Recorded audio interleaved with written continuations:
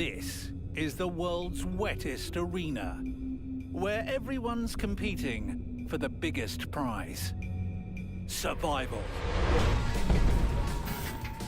But that's not so easy when everyone's got to eat. There's no attack too weird,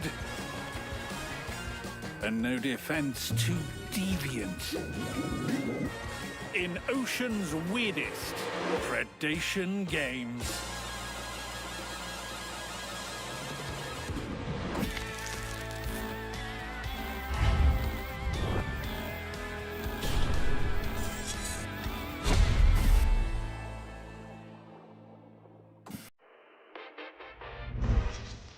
The sun rises across Mexico's glittering Gulf of California. Its nutrient-rich waters a paradise for sardines. This school of small fish is here to feast on a nighttime cocktail of plankton. All they need to do is relax in the sun and wait for their meal. Ah, trouble in paradise. The sardines make for a tasty meal themselves, which is why they travel together in large groups. Safety in numbers. But hang on. That really doesn't look like there's safety in numbers. Well, here's how it works. When the school is loose and relaxed, it's hard for the predators. Just try and follow a single fish. It's sensory overload. But things change once predator numbers increase. And if they can split a smaller school away from the main mass, the sensory overload starts working the other way. The fish huddle together. So many dangers from all sides. The predators just take fish after fish until... Phew! Thank goodness that's over. Finally, it's the sardines' turn.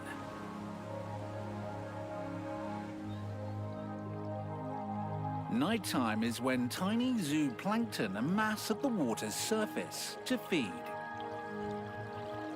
It's the largest synchronized movement of biomass on the planet. And that's exactly what these fish are after. But there's more trouble in paradise.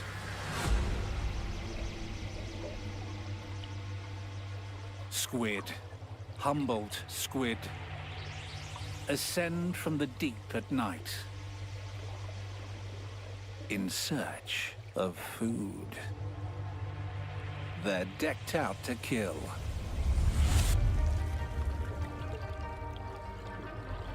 With tentacles that hold up to 200 hooked suckers and a beak for tearing into prey. They'd eat each other, given the opportunity. The sardines don't stand a chance.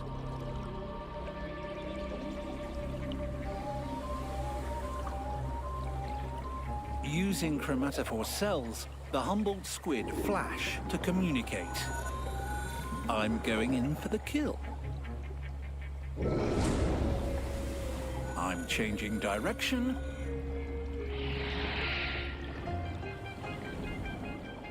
Get out of my way, or you'll be sorry. Told you.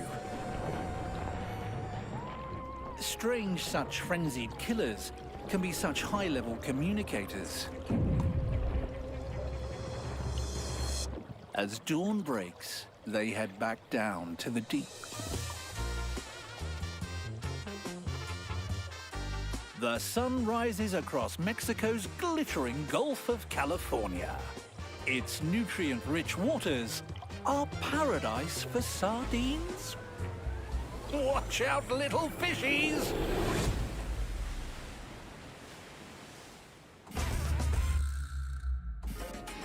Some predators work hard to survive, and some survive on others' hard work.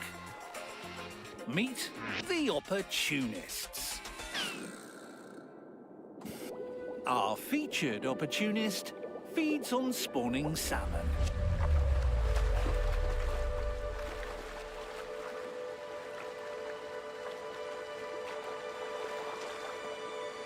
A brown bear. Your quintessential predatory scene. But weird? No. But what if, instead of a 6-pound snack, the bear was foraging for a 1-ton feast? Ah, that got your attention. And what if it wasn't from the river, but the ocean? And what if it wasn't salmon, but a whale? But how, you ask? Let's start here, in the waters around Alaska's Aleutian Islands. It's summertime, and the sun barely sets. It sets off phytoplankton blooms that feed animals.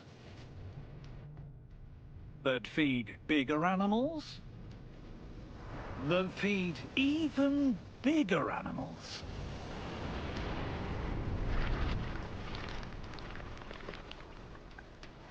Whales spend the summer gorging on the abundance, fattening up to prepare for winter. Like this grey whale and her calf. She tips the scales at 30 tons. And the calf is already in the 1-ton club. But it's a popular spot.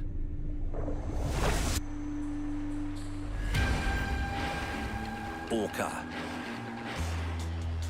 They're known around these parts for harassing the guests.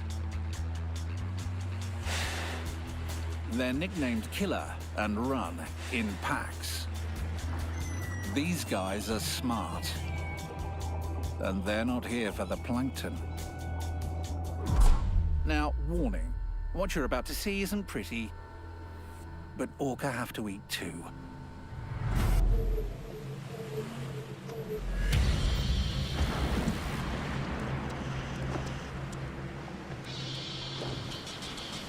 All the orca have to do is separate the young calf from its mother to drown it.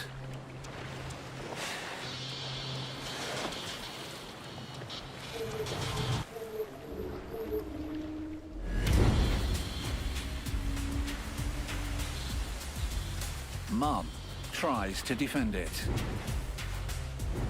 But in the end, the only thing she can do is save herself.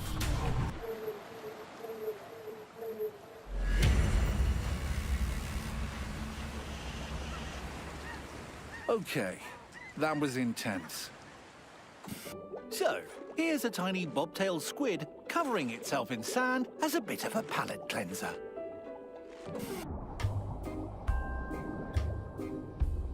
After several hours of feeding, the corpse is stored on the seabed for later.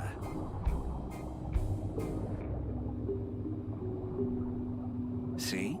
Smart. Except for buoyancy. Sometimes carcasses float to the surface. So now, going back to where we started. Every brown bear within a 2-mile radius can smell a potential feast.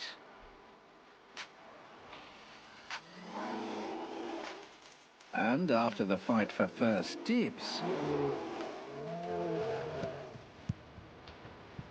feast they do. There's no saving it for later for the bears. They'll gorge themselves sleepy. And why not? They're here to make the most of the orca's hard work. All that blubber's perfect for spring fattening after hibernation. And it provides a much heartier meal in one sitting than this. Now, speaking of hearty, the Predation games are about to make room for some real heavy hitters.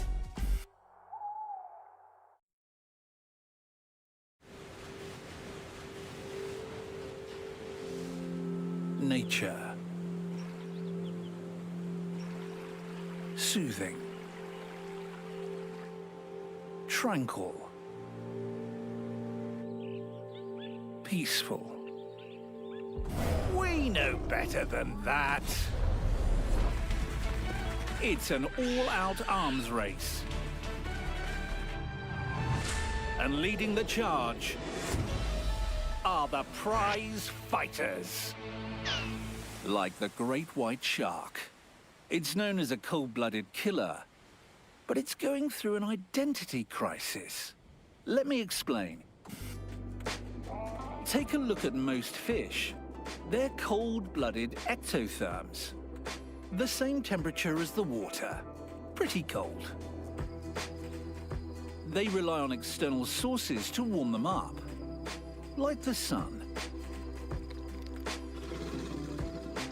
Being cold requires less energy than being warm, so ectotherms eat less. Meanwhile,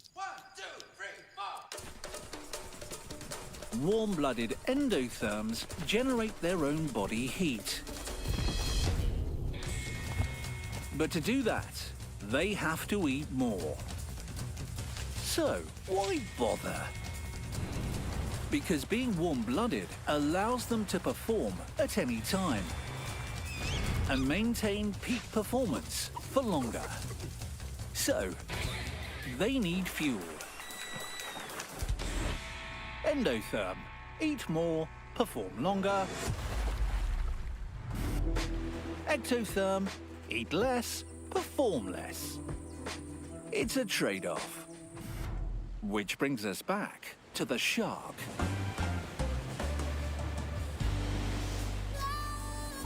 The sun may be shining, but it's down in the depths. It wants to shake its reputation as a cold-blooded killer, because it's actually a warm-blooded killer.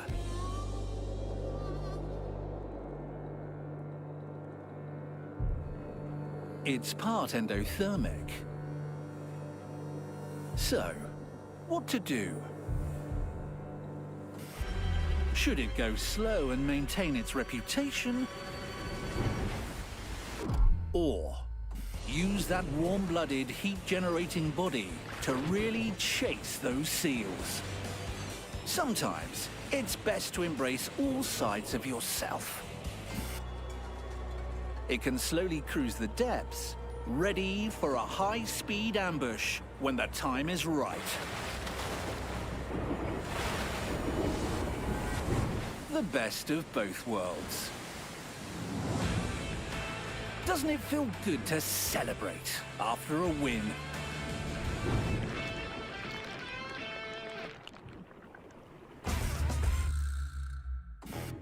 The name shrimp. Peacock mantis shrimp. He's a secret agent. So secret, he's not even a shrimp at all. He's a stomatopod, a distant relative of the lobster.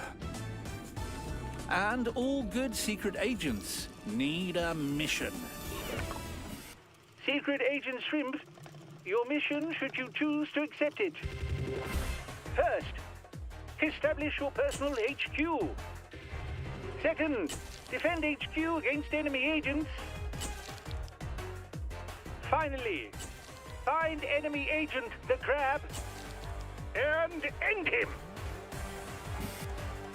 Good luck, Agent Peacock, Mantis Shrimp. Burrow time. At the base of a coral reef is prime position. Out of the way of prying eyes, but close enough to the action. Coral will make a strong structure. A U-shape means easy in, easy out. And it pays to have an exit strategy.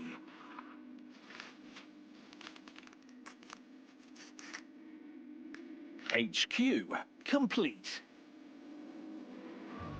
But no agent is complete without gadgets.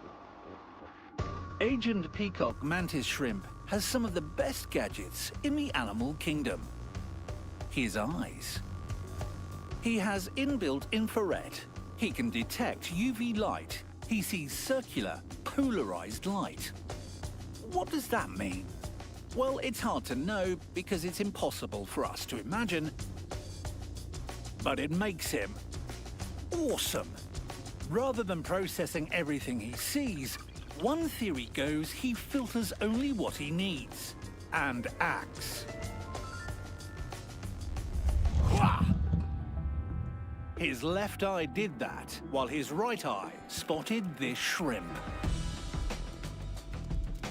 An enemy agent looking to steal his burrow. Not today. Ritualized combat decides who is the stronger.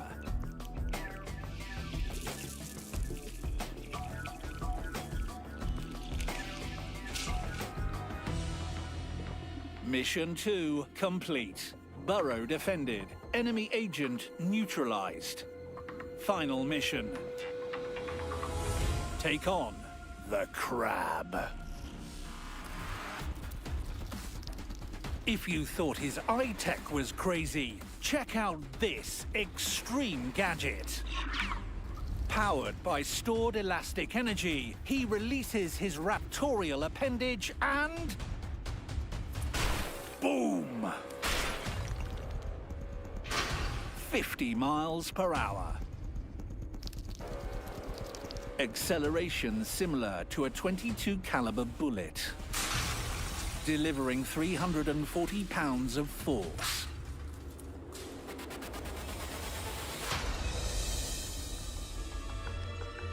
Best eyesight. Fastest punch. Good job, Agent Peacock Mantis Shrimp. Not all predators are made equal. Some are even weirder than others.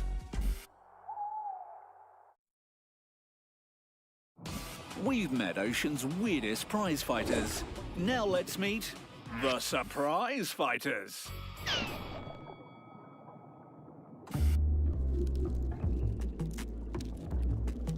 Crabs.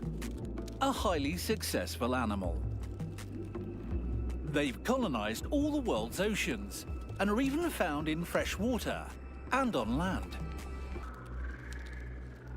On the opposite end of the spectrum, you've got a giant Pacific octopus.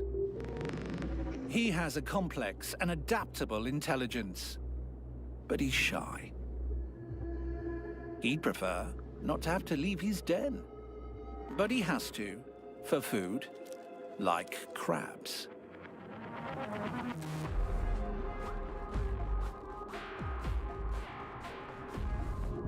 To find them, he'll use all 9 of his brains.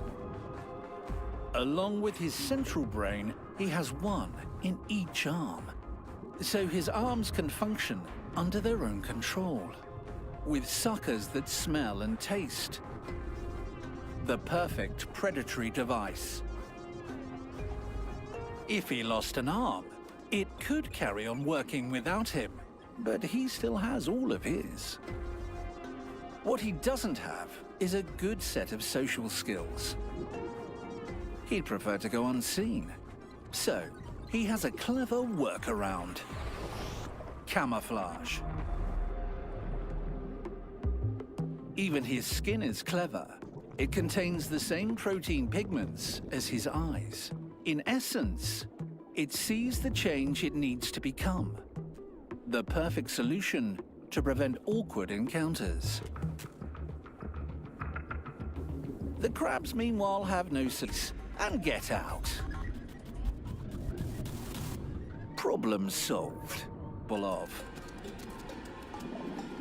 What he seems perfectly capable of right now is eating more.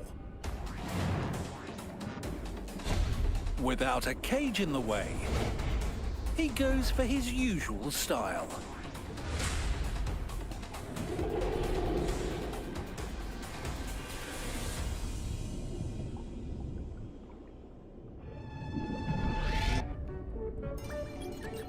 He's managed to catch enough takeaway to save him from having to leave his den for a while, where he doesn't have to socialize and he doesn't have to clean up.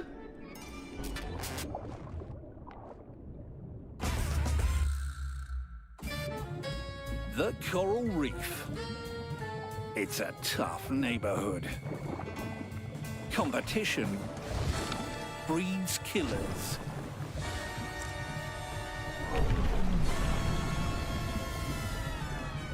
To survive here, you need to be fierce. Especially when you're as small as a quarter-inch long. Meet the nudibranchs. They run this place. Thousands of different varieties pretty much left to their own devices. But how do you get to be a top predator when you look like little more than a colorful, gooey blob? By being made of tough stuff. Nudibranchs are so tough they do what most can't: eat coral. Their digestive system is really clever. It helps them consume toxic oils that make them taste bad enough to be left alone.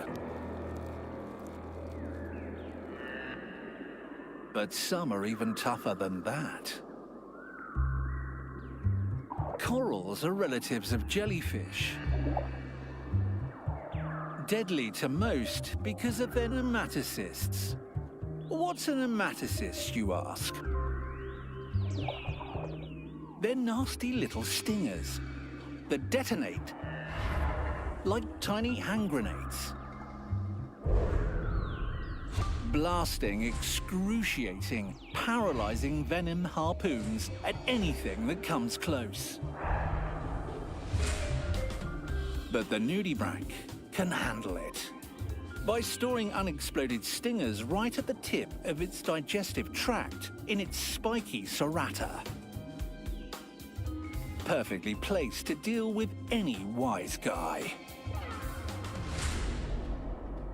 But most know the score and keep well away. Why? The nudies broadcast their toughness. Those colors are an aposematic warning. They're saying, best case, I'll taste bad. Worst case, I'll poison you. Either way, back off. So, what's as tough as a nudibranch, you ask? Another nudibranch.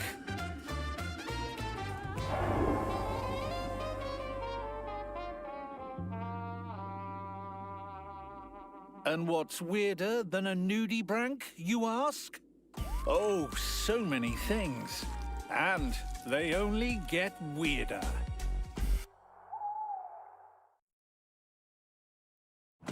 In an arms race, it helps to have a lot. Meet the players that will leave you seeing stars.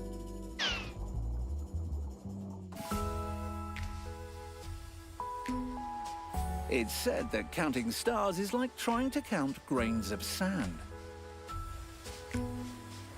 If that's the case, you're in the right place. There are around 2,000 species of star in the ocean. Sea stars hanging out everywhere. Everywhere. Everywhere. And they're busy. Eating. Some are invasive eating machines. This crown of thorns sea star can cause serious destruction to coral reefs. Hold on.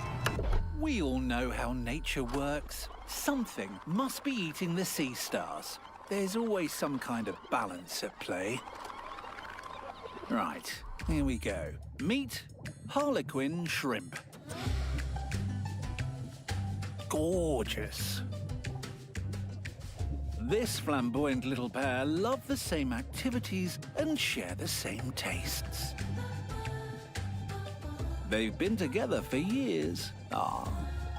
All 2 inches of them. Stop. Hang on. Do you expect me to believe they hunt on prey over 7 times their size? Oh look, they do too. In fact, they exclusively hunt and dine on sea stars. It's how they keep their relationship alive. Their antennules help them sense a star nearby. The hunt is on. Before the sea star knows it, it's surrounded. The harlequin shrimp's sharp-pointed claws pierce the soft tissue, and their large plate-shaped claw helps them flip their prey. Suddenly, their size doesn't seem like such an issue. And on its back, the sea star is helpless. It's got thousands of tube feet, but it ain't going nowhere. It's even retracted them, as if it knows what's about to happen. The shrimp dine out on its soft tissue, digestive gland, and gonads. Eating the sea star, alive. On some hunts, sea stars will shed a limb to try and save themselves, but the shrimp just see that as a buffet. They'll be back for the rest. It's all part of keeping sea star numbers in check. But don't be alarmed. There are still plenty of sea stars to go around.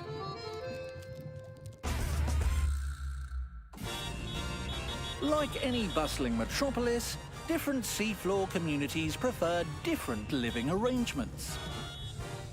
You've got your high-density living where sun-seeking coral prefer the penthouse, while sand dollars all want a piece of the soft, sandy substrate. And some live in tough neighborhoods.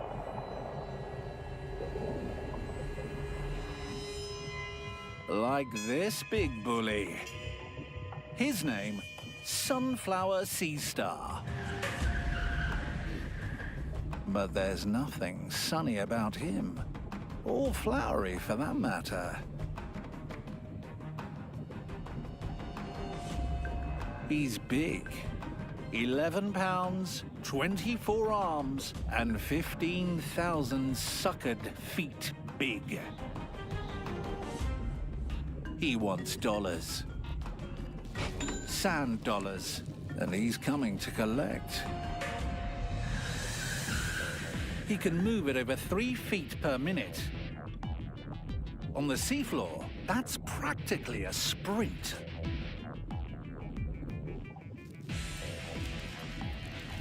The slow-moving sand dollars pay the ultimate price. He's eaten them. But there are others that have the anatomy to put up more of a fight. Like an alarm system, this cockle has tiny tentacles outside his shell that sense the sea star's approach. His best defense is to put his foot down. He can propel himself away fast enough for the sea star to have to give chase. But his one-footed jump is too slow to shake the speedy star. The sea star uses all his suckers to pry open the shell and make a meal of our cockle. But all bullies eventually meet their match.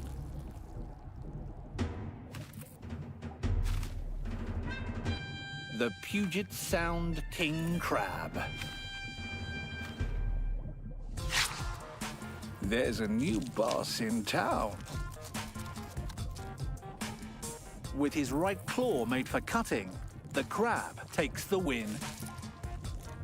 And an arm. It looks bad, but you don't have this many arms without a few tricks up your sleeve. Sunflower Sea Star will regrow the severed arm.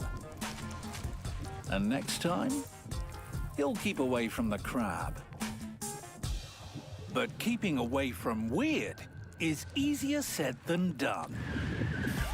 Especially when it's all around you.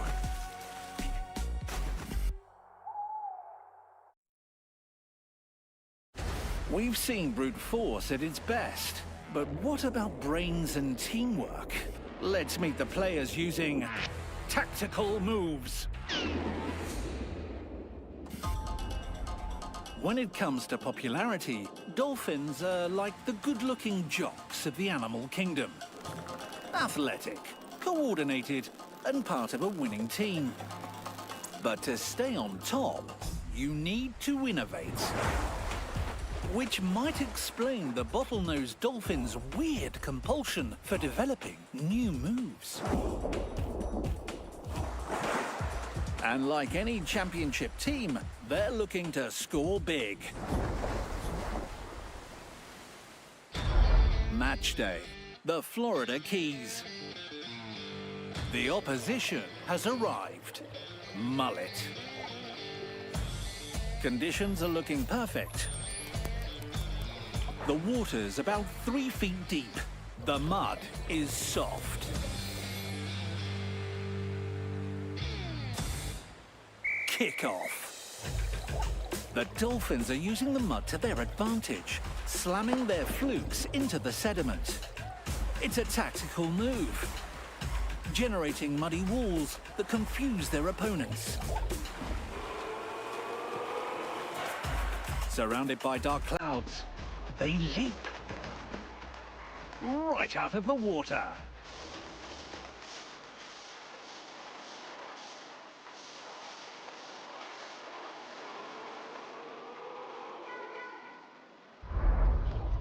But this pod isn't the only team with winning moves. And they're so niche, they're habitat specific. Chameleons. In nature, it's one of these. In language, it's a term used to describe a changeable or inconstant character. So in that sense, it could be one of these. A brown pelican.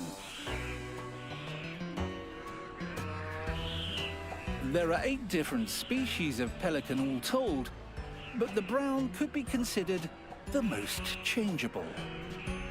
They seem happy enough with their lot, and why not? Who cares about a bit of waddling when you can spend the day preening oil into your feathers? There's the comfort of a dedicated partner. Well, for this season at least. And then there's a ready supply of food nearby. But how does this catch that? That's where the brown's chameleon-like change and inconstancy come in.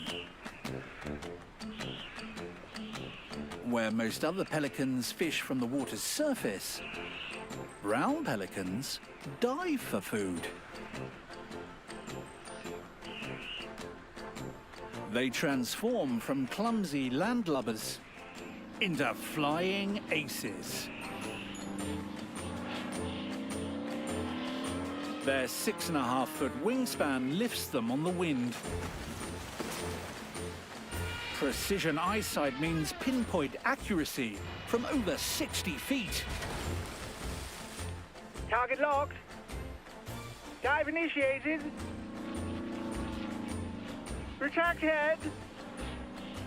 Wings bent. Brace for impact. No easy feat for this 11-pound bird.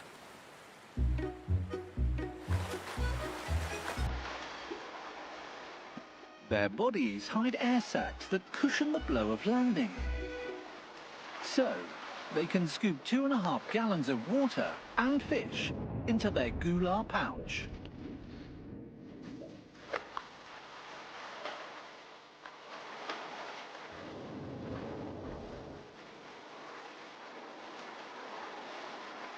All that sea salt can wreak havoc on even the most robust rig. But the brown pelican can handle it.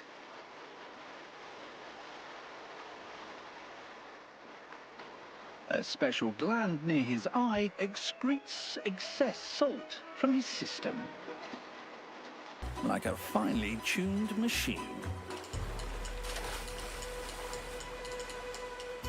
Makes you look at them in a whole new way.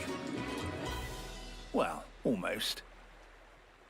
Pelicans are weird, but not as weird as it gets.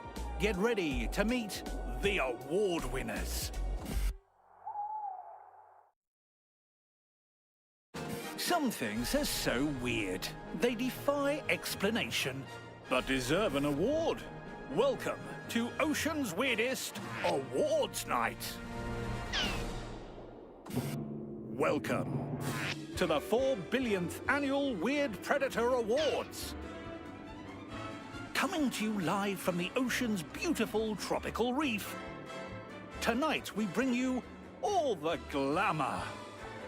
4 billion years of evolution has created these streamlined physiques. Stunning outfits. Outstanding beauty. But all these star qualities are an attempt to carve out a niche in this, the most competitive environment in the ocean. And then there's the blue-streaked wrasse. Now, she may not be part of the glitterati, but she helps make them shine. She works at a cleaning station, carefully chomping off customers' dead skin and parasites. She has a great reputation and can clean up to 2,000 fish per day. There's a tacit agreement at work. You don't bite the mouth that cleans you. Like most clients, this 4-foot-long moray eel is packing a lot of parasites, making the wrasse one small but well-fed little predator. But it's a competitive market, and she's about to risk everything for a craving. She's producing eggs and wants her clients' nutrient-rich mucus, which is strictly off-limits. So she's running a scam. She needs to wait for the right target. This Sweet Lips has potential. She cleans him properly to start, before nipping off mucus. That's one customer that won't be returning. But with more clients waiting, it seems she's got away with it. Still, she'll need to cheat carefully if she's to keep her reputation intact.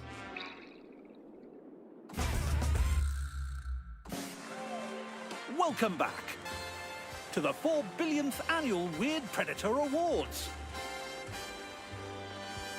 The nominees for this year's Most Venomous on the Reef are the blue-ringed octopus, the banded sea crate, the lionfish, and the stonefish. And the winner is the banded sea crate. He always wins.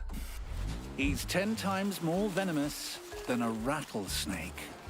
But it's not just the venom that impressed the judges. They were also impressed by the fact that he nests on land, but hunts on the reef. Adaptable. His flattened tail acts as a paddle, but it has a second purpose. It looks a bit like his head. So when he's busy searching the reef for prey, potential predators don't sneak up on him. But really, it's not the sea crate that's in danger. He is the danger. It's a moray eel he's looking for. There's one. Look how clean he is.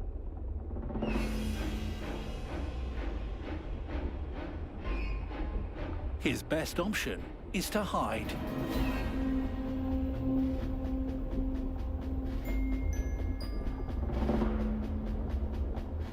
The eel is big, but not big enough to deter the sea crate.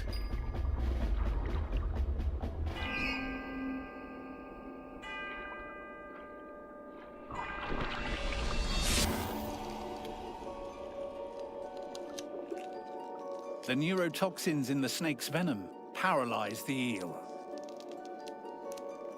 The snake can take all the time he needs to swallow the eel down for slow digestion.